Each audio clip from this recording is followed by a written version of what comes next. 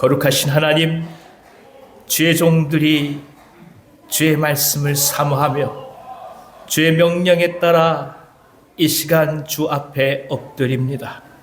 중심을 다하여 나아가오니 성부, 성자, 성령 하나님께서 저희 모두의 예배를 받으시옵소서. 예수님의 이름으로 기도하옵나이다. 아멘.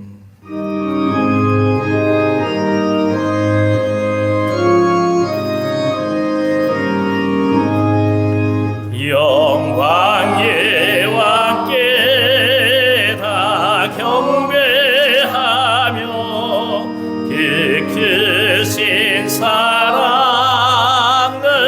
찬송하라. 예부터 영원히 참 방패시리 그 영광의 주를 다 찬송하라. 능력과 은혜 다 찬송하라. 그 옷은 햇빛 그 짙은 궁창 큰 물의 소리로 주노하시고 폭풍의 날개로 달려가신다. 저 아름답고 놀라운 일이 가득하니 땅 다 주의 조화 그 힘찬 명령에 더 잡히나니 저 푸른 바다로 자라기라. 질그릇같이 연약한 인생 주를 의지하여 늘 강건하리. 온 백성 지으신 만왕이시니 그 자비 영원히 변함없소라. 아멘. 아멘. 나는 전능하신 아버지 하나님 천지의 창조주를 믿습니다. 나는 그의 유일하신 아들 우리 주 예수 그리스도를 믿습니다.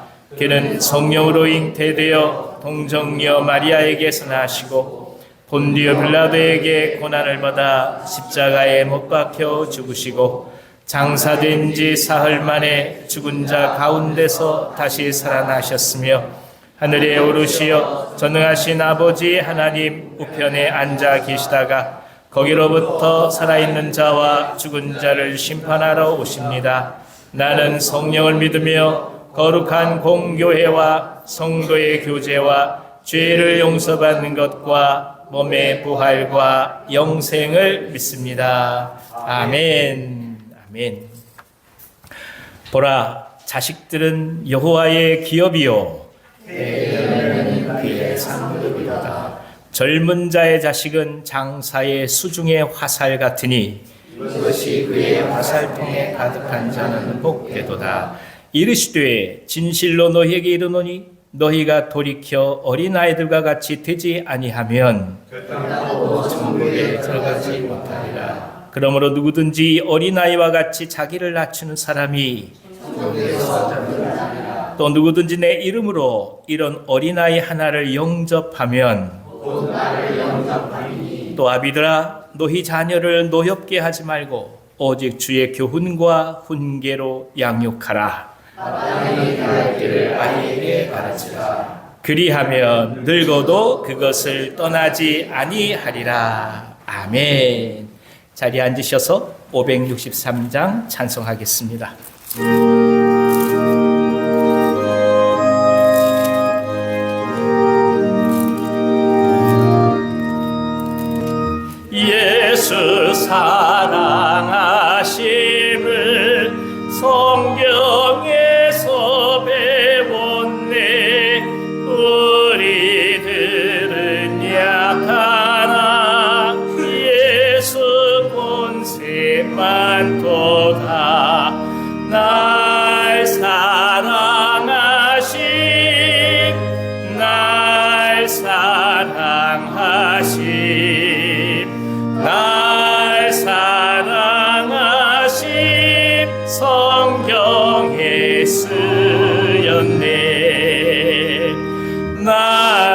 나를 사랑하시고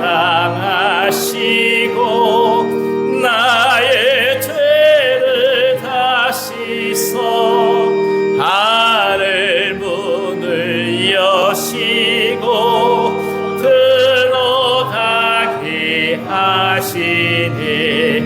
날 사랑하신 날 사랑하신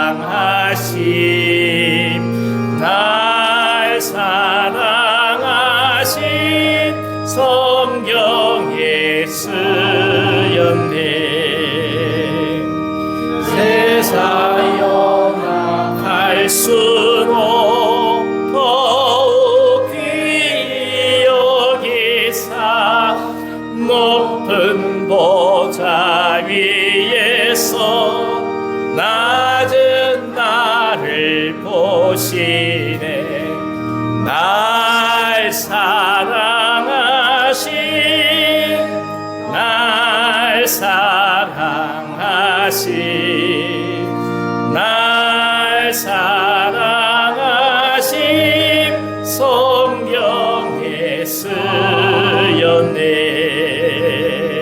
세상 사는 동안에 나와 함께 하시고 세상 떠나가는 날 천국 가게 하소서. 날 사랑하신 날 사랑하신 날 사랑하신 성경에 쓰였네.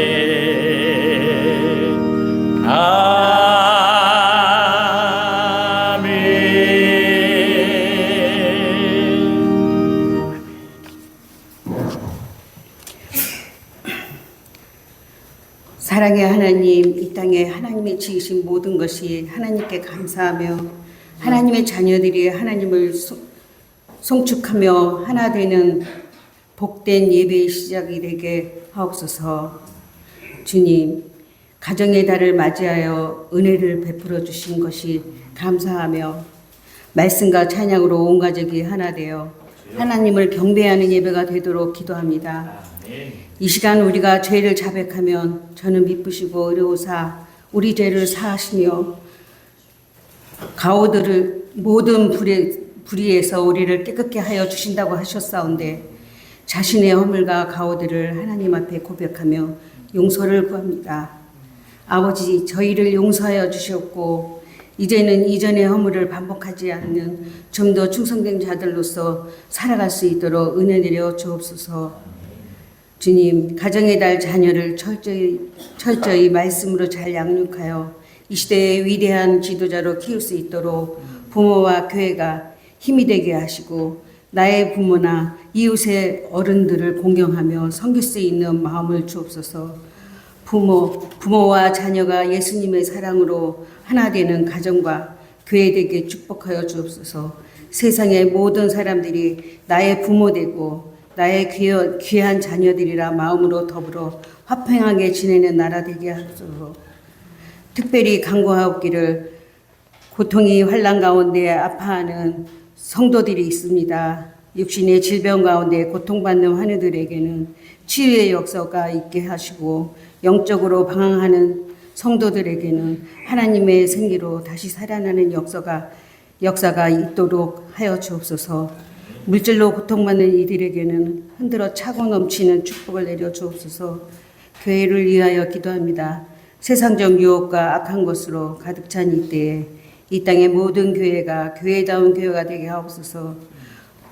구원의 확신을 갖고 세상에 한 영혼 사랑하게 하시고 선한 일을 행하고 나눠주기를 좋아하며 세상의 본이 되는 삶을 통하여 사명감을 가지고 살아가게 은혜 내려 주옵소서. 오늘도 주의 말씀을 들고 서신 목사님 영육간의 강건함을 허락하셔서 말씀을 선포할 때마다 영원한 샘물을 맛보는 시간 인도하여 주옵소서. 사랑의 주님, 찬양으로 하나님께 영광 올려드리는 찬양대를 축복하시고 성도들께는 은혜를 통해 하나님께 나아가는 시간 되게 하옵소서. 찬양받기에 합당하신 우리 예수 그리스도의 이름으로 기도합니다.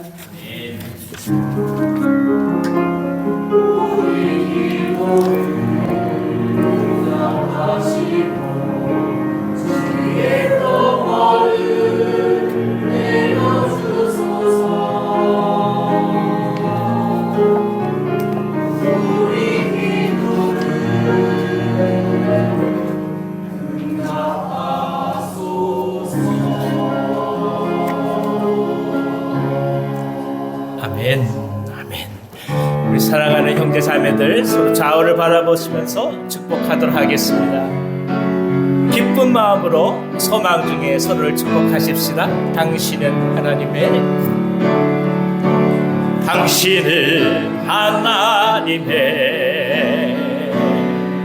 언약 안에 있는 축복의 통로, 당신을 통하여서 열방이 주께 돌아오게 되니. 이제 앞뒤를 서로 바라보시면서 축복하겠습니다. 당신은 하나님의 언약 안에 있는 축복의 통로,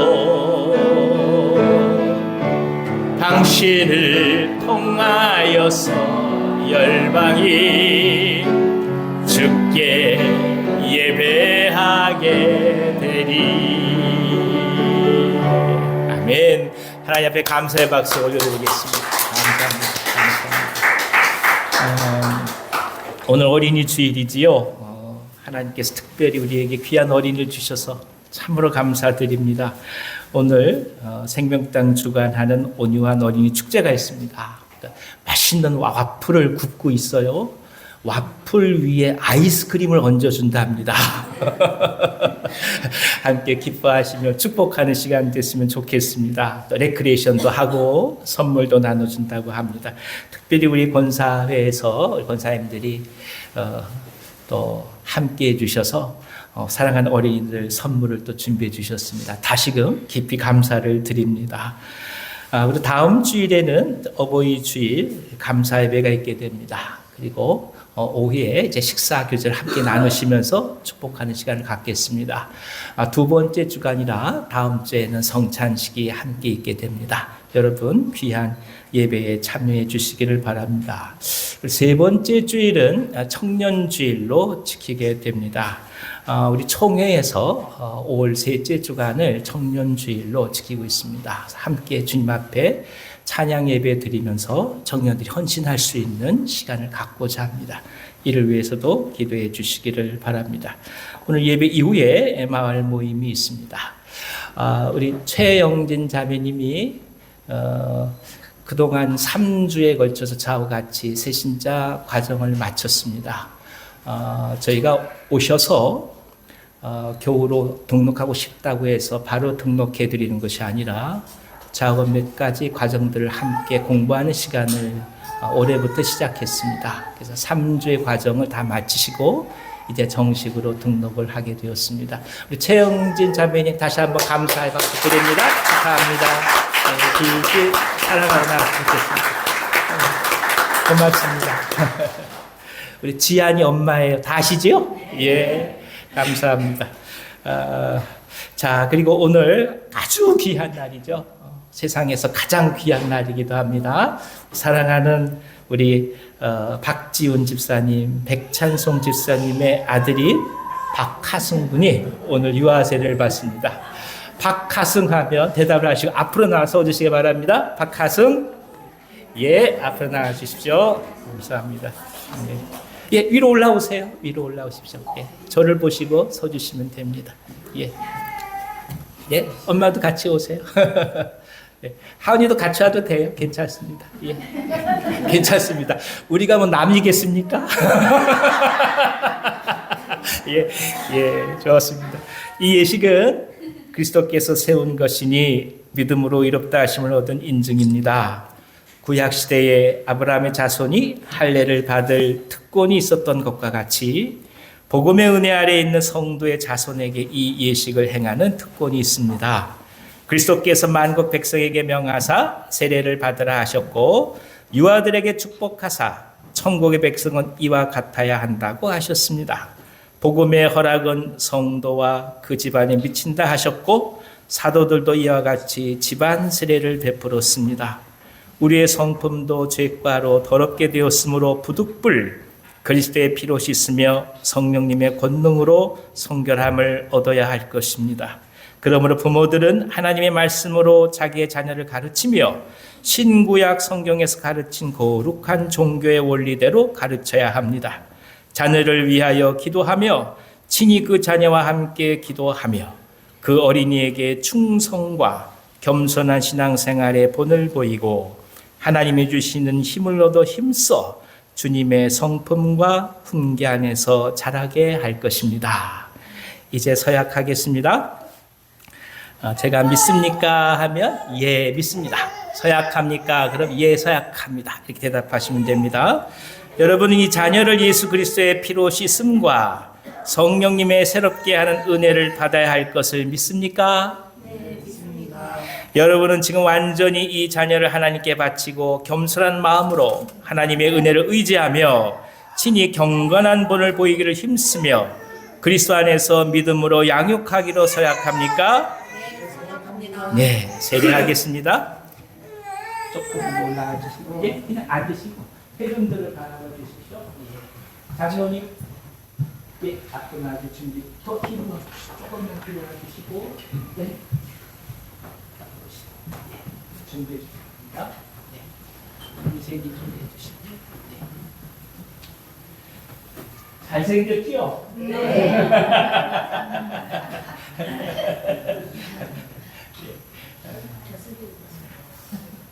괜찮나요? 예. 지난 주까지 장염으로 많이 아파했어요. 회복에 감사합니다.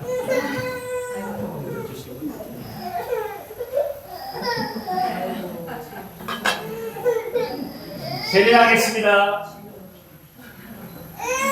사랑하는 박하승, 내가 성부와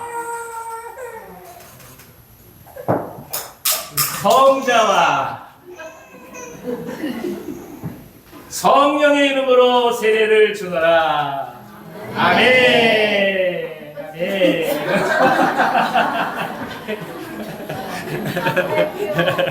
그러세요. 예. 조금만 서 계셔요. 예. 같이 한번 기도하겠습니다. 자비하신 하나님, 감사와 영광을 받으소서.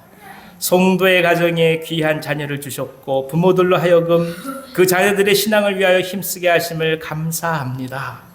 오늘 세례받은 어린이 위에 하나님의 축복과 보호하심이 항상 함께 하셔서 모든 위협과 시험에 빠지지 않게 하시고 하나님과 사람 앞에서 귀염받는 어린이가 되게 하여 주옵소서. 예수님의 이름으로 기도하옵나이다. 아멘. 선포하겠습니다.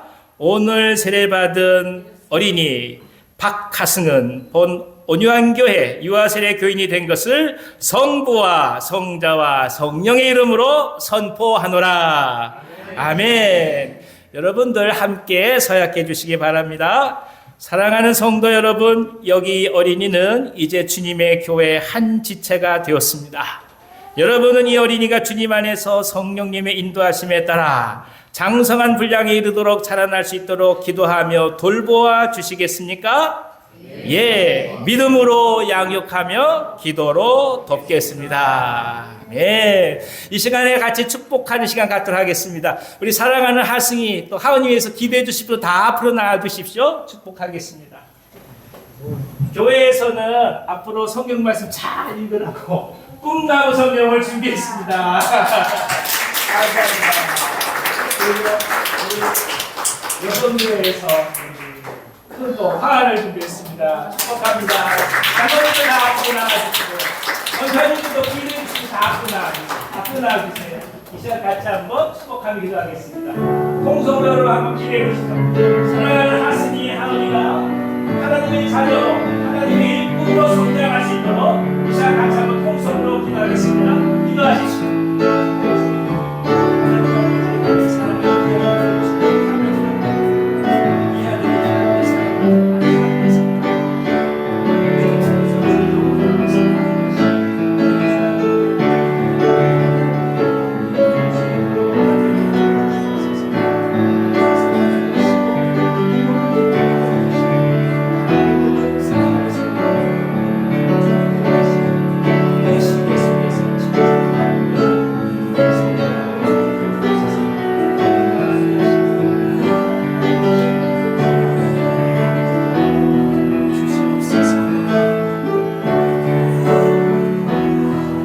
하나님 아버지, 사랑하는 하승이를 하나님의 손에 올려드립니다.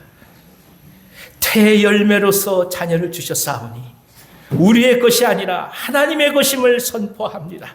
하오니 하나님께서 자라게 하시고 성장시켜 주시고 성숙시켜 주시옵소서. 이 시대 가운데 꼭 필요한 사람이 되게 하여 주시고 하나님의 일꾼으로 성장하게 하여 주시고 사랑하는 아들을 통해서 모든 사람들이 예수 그리스도의 소망을 보게 하여 주시고 무엇보다도 사랑과 생명을 나눠주는 귀한 자녀로 성장하도록 역사하여 주시옵소서. 건강하게 자라게 도와주시옵시고 무엇보다 어려서부터 꿈을 품게 하여 주셔서 생명을 나눠주는 소망 속의 세상에서 하나님의 일을 감당해가는 소중한 자녀로 성장하도록 역사하여 주시옵소서. 우리 박지원 집사님, 백찬석 집사님 축복해 주셔서 어린 자녀를 양육하며 나갈 때 말씀으로 양육하게 도와주시고 기도함으로 양육하게 하여 주시옵시고 오직 주 앞에 간절히 메어 달리고 나아가심을 통해서 부모의 신앙이 자녀들에게 아름답게 유전될 수 있도록 역사하여 주시옵소서. 예수님의 이름으로 축복하고 기도하옵나이다. 아멘. 아멘. 하나님께 감사의 박수를 드리겠습니다. 네, 조용히 자리에 들어가 주시면 감사하겠습니다. 고맙습니다. 감사합니다. 우리 아까 찬송했던 후렴을 한번 같이 했으면 좋겠어요. 날 사랑하신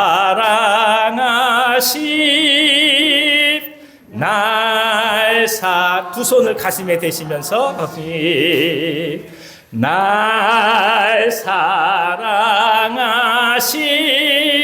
성경에 써 있네. 옆에 계신 분들 바라보시면서 널 사랑하심, 널 사랑하심, 널 사랑하심, 널 사랑하심, 성경에 써 있네. 아멘. 감사드립니다. 매주마다 세례식을 할 수 있으면 얼마나 좋을까요? 매주마다 구원 얻는 새신자들이 생겨 얼마나 감사할까요? 우리에게 복음 전도의 열정을 주시고 또 소망을 주셔서 귀한 일들 계속 일어나게 해주시기를 기도합니다. 자, 오늘 저에게 주시는 하나님 말씀은 신약성경 마가복음 10장 1절에서 12절까지 말씀입니다. 마가복음 10장 1절에서 12절까지의 말씀을 봉독해 드리겠습니다. 제가 가지고 있는 성경은 신약성경 70면에 있습니다.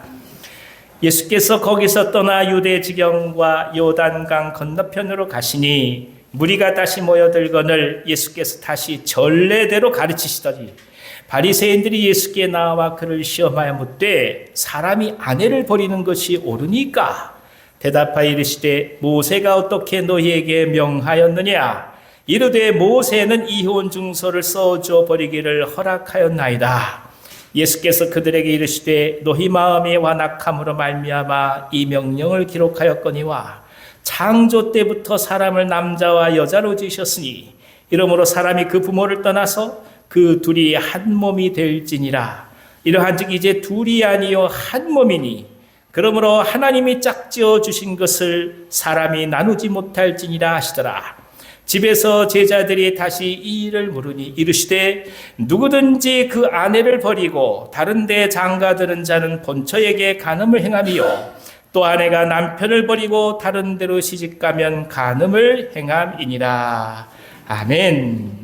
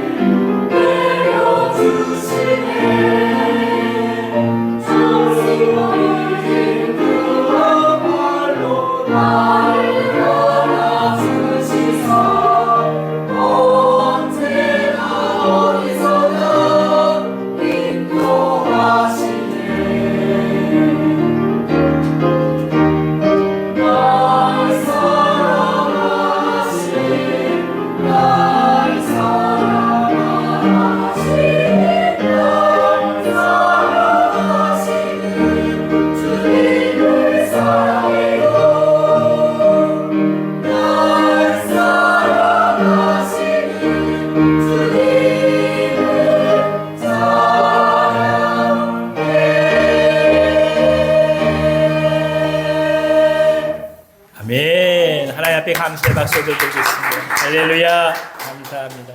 감사합니다.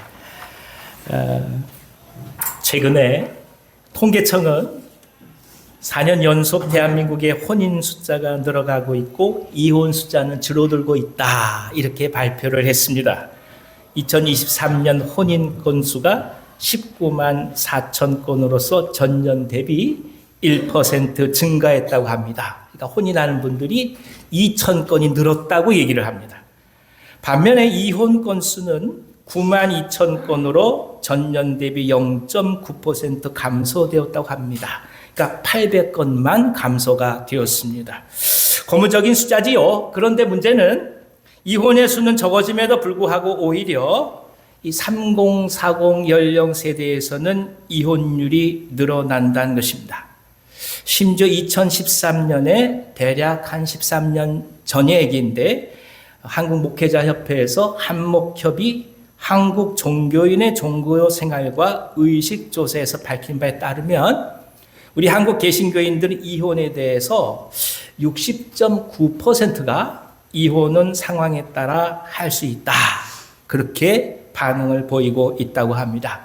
그러니까 60%가 해도 무방하다고 얘기하는 거죠. 그게 2013년 이야기입니다. 기독교 통계업체인 넘버스에 따르면 이 비율이 2017년에는 70%로 올라갑니다.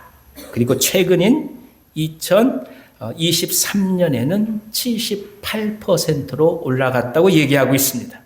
그러니까 이혼은 상황에 따라서 누구나 할 수 있는 편한 일상처럼 여겨지게 된 것입니다. 동일한 자료에 근거하면 이혼에 대해서 이 관대 지수로 불교인을 보게 되면 대략 85%, 천주교인들이 79%, 종교를 갖지 않는 무종교인이 88%를 나타내고 있으니까 실제로 한국의 개신교인들은 불교나 천주교나 심지어 무교와 비교해 보아도 그 의식이 별 차이가 없다는 것입니다. 이것이 오늘 현실이에요. 사실 우리는 언제나 혼인식을 거행하면서 성부, 성자, 성령의 이름으로 서약하고 선포해 왔습니다. 솔직히 말씀드리면 이게 고민이에요. 과연 이렇게 선포하는 것이 맞는가? 이 정도로 고민이 돼요.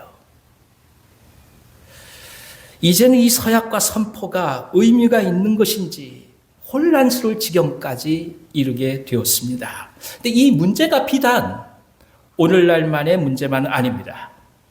예수님 당시에도 남성들이 주도적으로 이혼을 주장했을 뿐 실제로 가정의 뿌리부터 흔들리는 경우를 쉽사리 목격할 수밖에 없었기 때문입니다. 심지어 이 문제를 가지고 예수님을 넘어뜨리고 공격하기까지 합니다. 제자도에 대해서 예수께서 계속적으로 말씀하시는데 왜 굳이 가정과 혼인과 이혼에 관한 이야기가 논쟁의 중심으로 등장하고 있을까요? 그것은 바로 가정이라는 가장 기초적인 삶의 문제가 정의되지 못하면 우리 모든 제자들의 삶은 사상두각처럼 흔들릴 수밖에 없기 때문입니다. 결국 가정은 단순한 인간의 삶이 아니라 가장 깊이 있는 영적 출발이라는 사실을 오늘 성경은 말씀하고 있습니다. 오늘 이에 대해서 우리 예수님의 말씀을 듣고자 합니다. 성령께서 함께 하시길 원합니다. 자, 1절부터 2절까지 읽어주십시오. 예수께서 거기서 떠나 유대 지경과 요단강 건너편으로 가시니 무리가 다시 모여들거늘 예수께서 다시 전례대로 가르치시더니 바리새인들이 예수께 나와 그를 시험하여 묻되 사람이 아내를 버리는 것이 옳으니까. 예수님은 전례대로 말씀을 가르치시고 병들린 자들을 고치셨습니다. 그런데 이 순간에 바리새인들이 집요하게 질문합니다. 아내를 버리는 것이 옳습니까?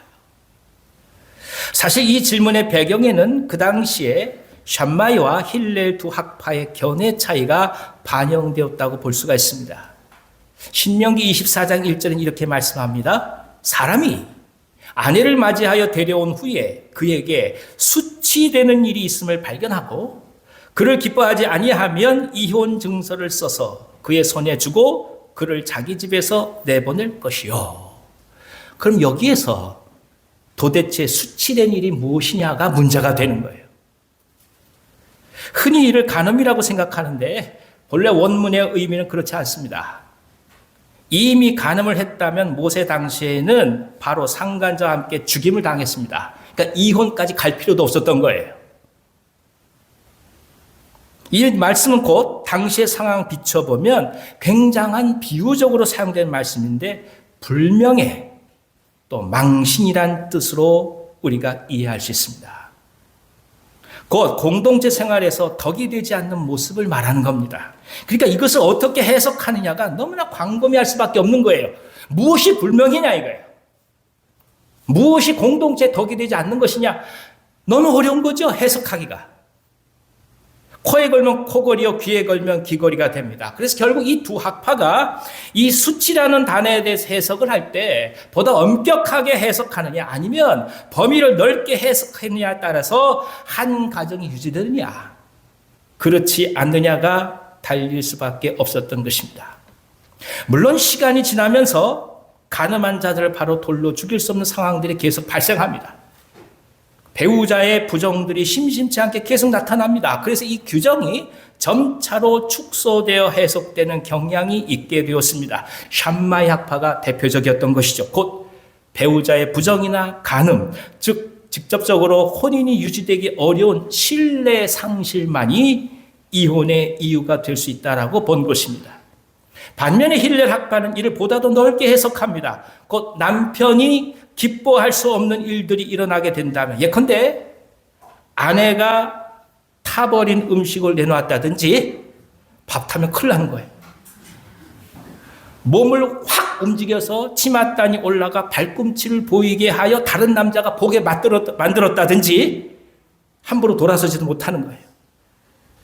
머리가 헝클어져서 단정지 못하든지 우리 모자 쓰는 분들 어떡하겠어요? 큰 소리를 내어서 이웃이 들었다든지 소리 내지 말라는 거예요. 그저 내키지 않으면 이혼을 할 수 있다는 해석을 취해버리게 된 것입니다. 그러니까 당시 사회는 철저한 남성 중심의 사회였으니까 당연히 샴마이 학파보다는 힐렐 학파를 지지하는 사람들이 많았을 것입니다. 그것은 예수님의 제자들도 마찬가지였을 것입니다. 그러니까 이 문제는 출발은 바리새인들의 질문에서 비롯되었다고 하지만 실제로는 제자들을 비롯한 이스라엘의 영적 타락과 가부장적인 사회의 왜곡된 죄로부터 출발한 이기적 욕구가 그 바탕에 도사리고 있었던 것입니다.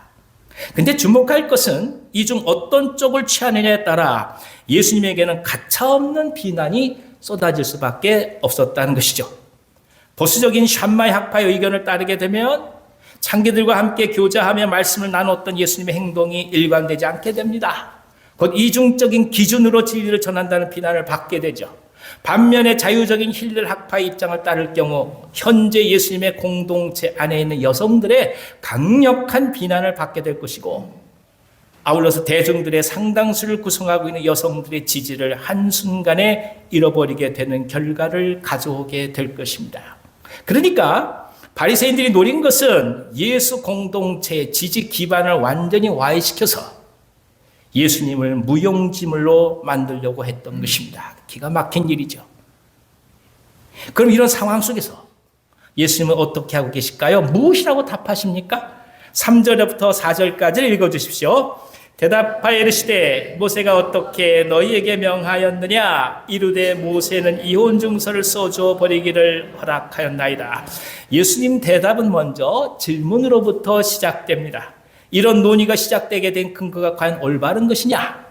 그리고 그런 논리가 과연 정당한 것이냐? 그 근거부터 하나둘씩 점검해 가십니다. 바리새인들은 이혼 증서를 모세가 허락했으니까 이혼 그 자체는 너무나 당연한 것이고 일종의 권리라고 생각을 해버렸습니다. 근데 사실 신명기 24장에는 이렇게 말씀합니다. 들어보십시오. 사람이 아내를 맞이하여 데려온 후에 그에게 수치되는 일이 있음을 발견하고 그를 기뻐하지 아니하면 이혼 증서를 써서 그의 손에 주고 그를 자기 집에서 내보낼 것이요. 그 여자는 그의 집에서 나가서 다른 사람의 아내가 되려니와 그의 둘째 남편도 그를 미워하여 이혼 증서를 써서 그의 손에 주고 그를 자기 집에서 내보냈거나 또는 그를 아내로 맞이한 둘째 남편이 죽었다고 하자 그 여자는 이미 몸을 더럽혔은즉 그를 내보낸 전 남편이 그를 다시 아내로 맞이하지 말지니 이 일은 여호와 앞에 가증한 것이라. 너는 네 하나님 여호와께서 네게 기업으로 주신 땅을 범죄하게 하지 말지니라. 모세가 말하고 있는 것은 이혼 당한 여자가 다른 사람의 아내가 될 수 있도록 증서를 써주라는 말이지 증서를 써서 마음대로 이혼하라는 말이 아닌 것입니다. 그러니까 이 말씀에서 유일하게 명령이라고 할 수 있는 것은 뭐냐면 이혼 후에 다른 남자에게 재혼했던 본래의 아내였던 여인을 다시 아내로 들이지 말라라는 것이 유일한 명령입니다. 함부로 피를 섞은 여인을 하나님이 주신 기업에 참여하지 않도록 하라는 뜻이지요. 이것이 본래의 의미이건을 바리새인들은 마음대로 증서를 써서 이혼하라고 모세가 명령했다라고 해석해 버린 것입니다. 이것이 바로 인간이 가지고 있는 근본적 타락이 무엇인지를 깊이 통찰하게 하는 말씀입니다. 그러니까 자신이 유리한 대로, 자신이 편리한 대로 해석해 가면서 합리화시켜가는 존재들, 그것이 바로 인간인 거예요. 예수님은 참으실 수 없었습니다. 그래서 곧바로 반박하세요. 5절부터 9절까지 읽어주십시오. 예수께서 그들에게 이르시되 너희 마음이 완악함으로 말미암아 이 명령을 기록하였거니와 창조 때부터 사람을 남자와 여자로 지으셨으니 이러므로 사람이 그 부모를 떠나서 그 둘이 한 몸이 될지니라. 이러한즉 이제 둘이 아니요 한 몸이니 그러므로 하나님이 짝지어 주신 것을 사람이 나누지 못할지니라 하시더라. 예수님은 모세의 증서라는 것이 결국에는 인간의 집단적 왜곡된 죄로부터 그나마 여인들을 보호하기 위하여 마지못해 제정된 질서라고 말씀하십니다. 마음대로 여인을 버리고 말면 이 여인은 어디 가서 아무것도 할 수 없는 상태가 됩니다. 다시 재가를 할 수도 없고 남성 중심 사회에서 무엇 하나 일할 수 없는 빈곤과 가난, 절망에 떨어질 수밖에 없었습니다. 그래서 이혼 증서를 통해 이제 홀몸이라는 것을 증명하게 해서 재혼을 하든 무슨 일을 하든 살 수 있도록 최소한의 여지를 남겨주려고 했던 것입니다. 물론 마지못해 이혼이라는 제도가 생겨났지만 온갖 복잡한 생활 속에서는 본래 제정된 의무와 달리 얼마든지 왜곡되어 해석될 수 있게 된 것입니다. 그것이 율법이든 행정적인 규칙이든 관습의 문제든지 간에 왜 그런 세칙이 제정되었는지에 대한 의미를 되새기지 않으면서 현실적으로 적용하고 이해관계에 따라 해석하는 경우를 모세시대뿐만이 아니라 오늘 지금 현실에서도 우리 너무나 많이 목격하고 있습니다. 결국 핵심은 인간은 끊임없이 본래의 의미를 왜곡해가는 죄성을 어찌할 수 없다라는 것입니다. 타락은 결국 본인의 이익이 극대화되는 것을 정의로 생각해 버립니다. 물론 그것이 욕망으로부터 비롯된 것이라 할지라도 이를 결코 인정하려고 하지 않습니다. 욕망을 권리로 바꿔서 심지어 모든 죄의식으로부터 자유하려고 합니다.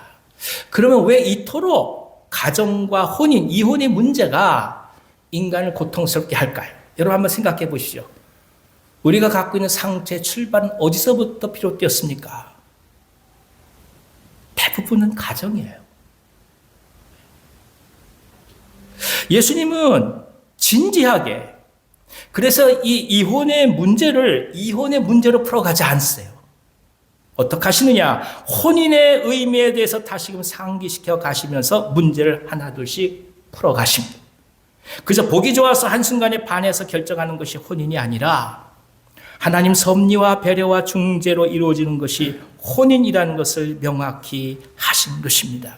물론 우리들이 선택할 때 느낌과 또 결정이 있었던 것이죠.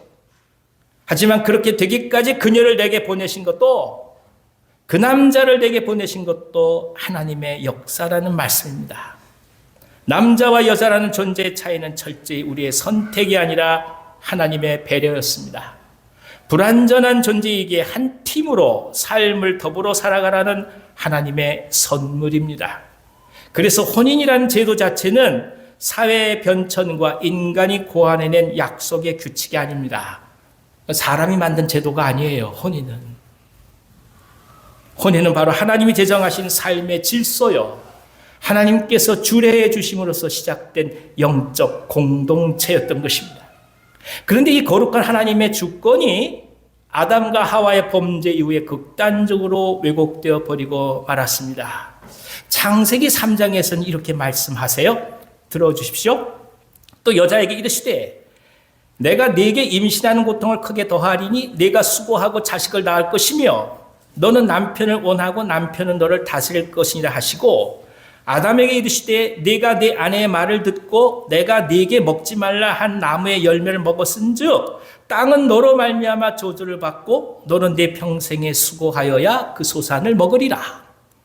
죄의 결과로서 여자가 받은 저주가 뭐냐? 임신과 해산의 고통이요. 그리고 남편을 원하는 저주를 받습니다. 그리고 남편에게 다스림을 받는 저주를 받습니다. 반면 남자가 받는 저주는 뭐냐? 평생에 수고해야 소산을 먹을 수밖에 없는 저주를 받게 되었습니다. 우리가 여기서 주목할 것은 뭐냐 하면 남편을 원하는 게 뭐냐 이거예요. 이게 사람들이 이해하기를 그냥 남자를 필요로 하고 사랑한다라고 알아요. 그렇지 않아요. 본래 이 말이 뭐냐면 테슈카라는 말이에요. 이 말이 동일하게 사용된 여러 구절이 있는데 하나가 창세기 4장 7절에 사용돼요. 들어주십시오. 네가 선을 행하면 어찌 낯을 들지 못하겠느냐? 선을 행하지 아니하면 죄가 문에 엎드려 있느니라. 죄가 너를 원하나 너는 죄를 다스릴지니라. 여기에서 사용돼요. 죄가 가인을 완전히 덮어서 마음대로 지배하려고 하는 것을 뭐라고 얘기하느냐? 죄가 너를 원한다라고 이야기하고 있는 거예요. 그러니까 죄를 짓기 이전에 아담과 하와는 진정한 동역자였습니다. 제일 큰 애구도라는 게 두 손바닥을 얘기하는 거예요. 완전한 동역자예요. 진정한 평등의 관계예요. 그런데 범죄한 이후엔 이 관계가 어떤 관계로 변화되느냐? 서로를 지배하려고 하는 강력한 권력적 상하관계로 왜곡되고 번질되어 버리고 만 겁니다. 그러니까 여자는 태생적으로 어떤 저주를 받았냐? 남자를 지배하고픈 저주를 받은 거예요. 그러니까 이 남자를 내 마음대로 하고 싶은 거예요. 남성분들이 고개를 끄덕이지 않을까 걱정이 되는데 그 저주를 받은 거예요. 아까 시집 가기 전에는 다 요조 숙녀잖아요. 요만큼 나와도 조금만 먹고 배불러요 이러잖아요. 이제 이러던 여자들이 결혼만 하면 어떻게 해요? 내 마음대로 휘두르고 싶은 거예요. 그래서 무슨 말이 나옵니까? 베갯머리 송사라는 말이 나오는 거예요. 근데 그게 여자의 저주받은 고통스러운 죄의 결과라는 거예요.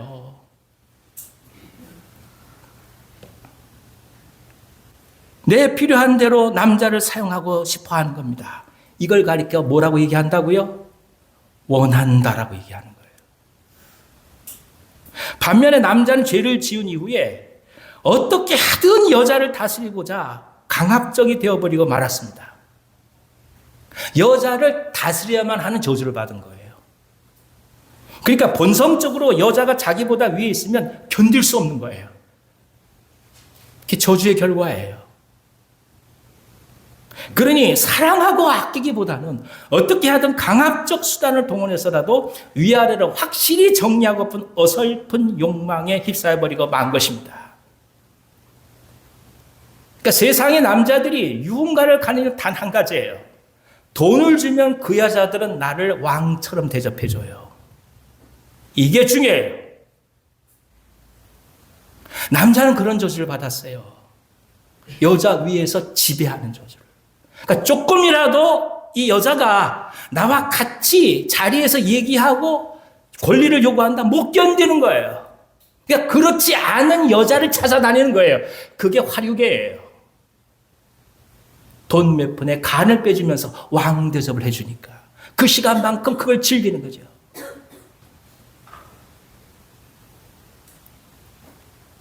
하나님이 제정하신 가장 거룩한 가정이 인류사에 있어서 견딜 수 없는 고통과 아픔의 출발로 왜곡되어 버린 이유가 바로 여기 있습니다. 예수께서 지금 이것을 말씀하신 거예요.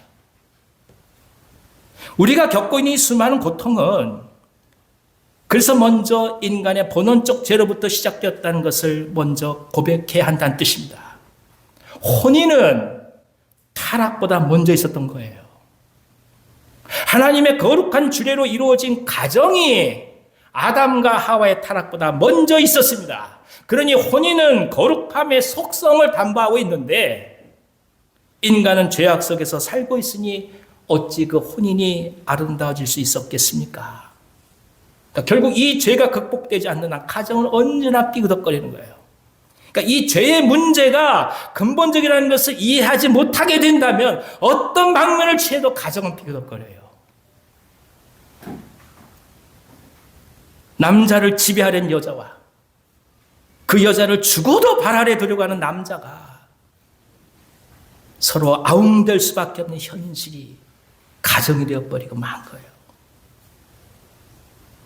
그러니 이혼의 문제가 나오는 겁니다. 이 문제를 가지고 심지어 예수님을 쓰러뜨리려까지 한 거예요. 그래서 우리는 가정을 위하여 기도하고 가정을 소중히 여기며 자녀들을 귀히 여긴다는 이 말을 한다는 것이 본질적으로 죄 용서함을 받아서 죄로부터 자유하고 진정 그리스도의 보혈을 덧입는 영성 생활이 필요하다는 것을 고백하는 것이 필요하다는 것입니다. 이게 중요해요. 아내를 사랑한다. 예. 얼마나 사랑할 수 있을 것 같으세요? 남편을 존경하고 따른다. 얼마나 그러실 것 같으세요? 인간의 본질적인 죄의 문제가 극복되지 않으면 이건 한계를 가져요. 그러니까 진정 사랑을 원한다면, 진정 남편과 아내의 관계를 원한다면, 진정한 가정을 원한다고 한다면 하나님께 돌아가 나를 철저히 내어놓고 깨어져가며 그분 앞에 용서를 받을 때만이 하나님의 진정한 회복이 일어나게 되는 것입니다. 예수 잘 믿어야 아내를 사랑할 수 있는 거예요. 예수 잘 믿어야 남편을 사랑하고 존경할 수 있는 겁니다. 믿음이 없이는, 죄 용서함이 없이는, 그리스도의 보혈이 없이는, 성령의 충만함이 없이는, 하나님께서 우리를 인도해 가시고 회복해 가시는 놀라운 은혜가 없이는 우리가 얘기하는 사랑은 언제나 한계를 갖는 거예요. 우리가 오늘 어린이 주일로 하나님께 감사하고 있습니다. 어린이 주일 그러면 아이들 사랑하고 돌보고 기쁘게 여기고 존귀 이렇게만 생각해요. 천만에요. 진정 아이를 사랑하려면 당신 죄가 해결돼야 돼요. 내 자식을 정말 사랑한다면 당신 죄가 해결돼야 돼요.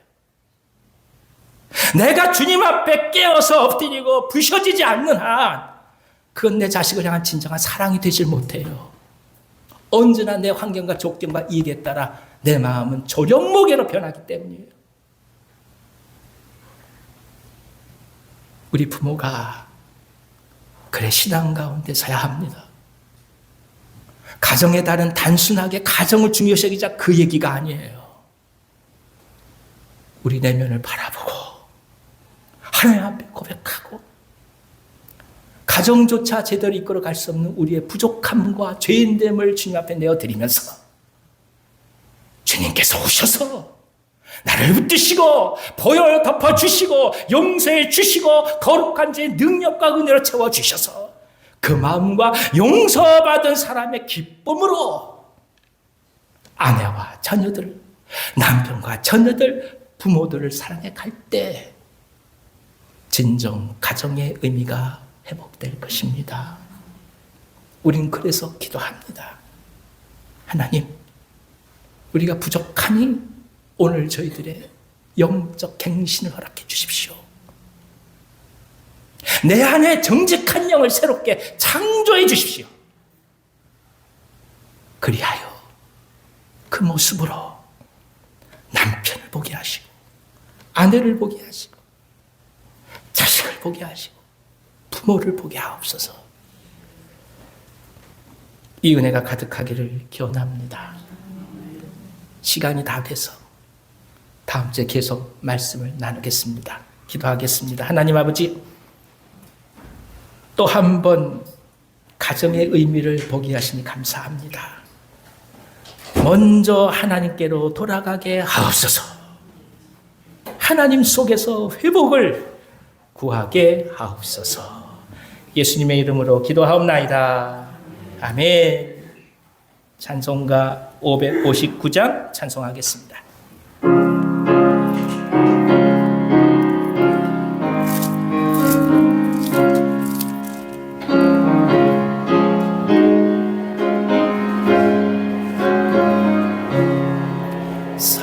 사철의 봄바람 불어있고 하나님 아버지 모셨으니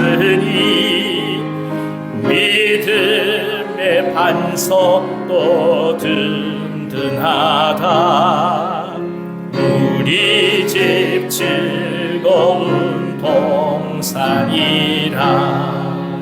고마워라 임마누엘,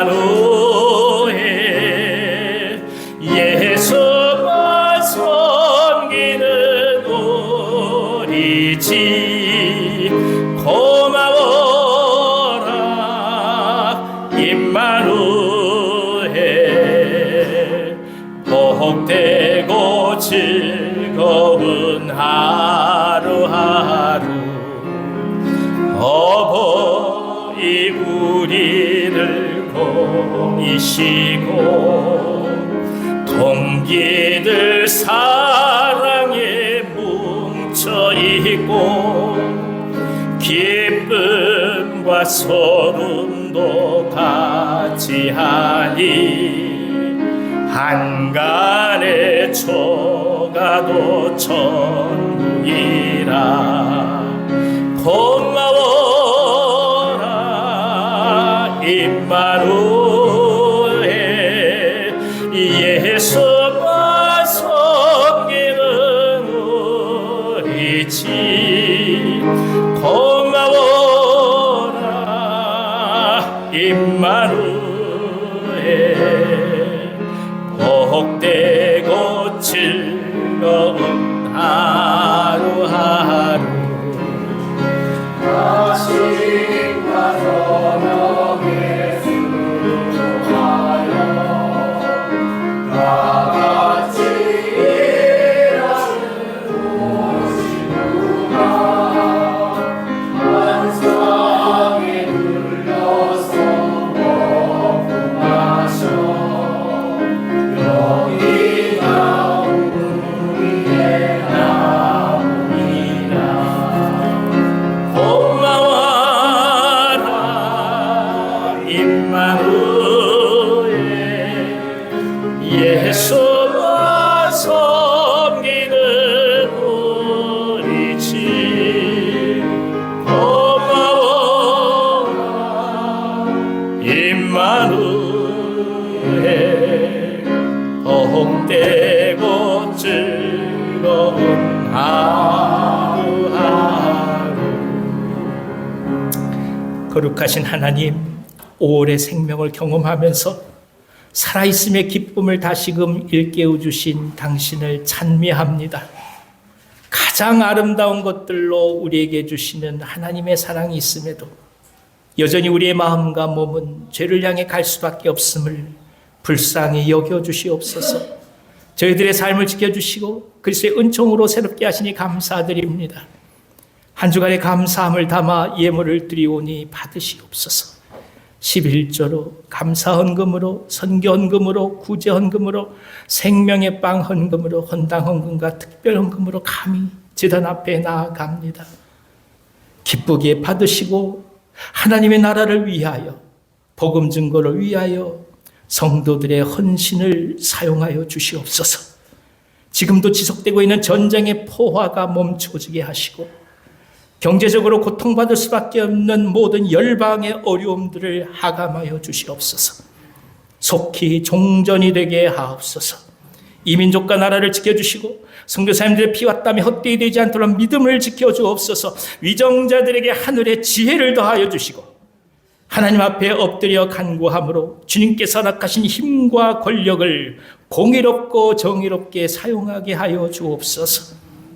교회와 선교사님들의 사역에 성령의 기름 부음 허락해 주시고 온 세계를 향하여 제사장의 나라로서 이 나라를 귀히 사용하여 주옵소서. 암 수술과 항암 치료와 고혈압과 당뇨와 간경화와 간암과 신장염과 탈장과 치통과 어깨 연골 수술과 척추 협착증과 무릎 연골 수술과 치매와 공황장애 등 몸과 마음의 아픔을 간직하고 있는 모든 주의 종들을 기억하여 주시고 주의 오른손을 펼쳐 주셔서 치유하여 주시옵소서. 오히려 하나님을 향한 믿음이 더욱더 굳건해지시도록 한 분 한 분의 영을 주님께서 붙들어 주시옵소서. 영아와 생명 땅, 청년 요셉, 3040 세대, 장년, 시녀 모든 세대를 축복해 주시며 성령의 은혜를 매 순간 깊이 체험해 가시는 놀라운 믿음의 복을 허락하여 주시옵소서. 영상으로 예배하시는 분들, 하나님께 예물을 드릴 수 없는 상황에 있는 분들 주님 기억하여 주셔서 위로하여 주시고 저희 모두와 동일한 은혜로 채워 주시옵소서. 예수님의 이름으로 축복하고 기도하옵나이다. 아멘.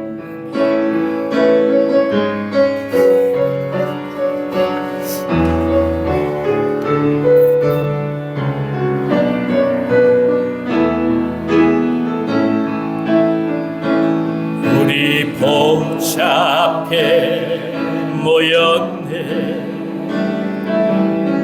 함께 주를 찬양하며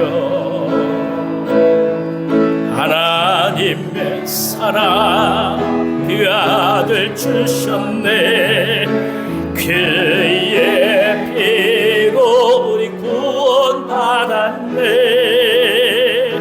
십자가에서 쏟으신 그 사랑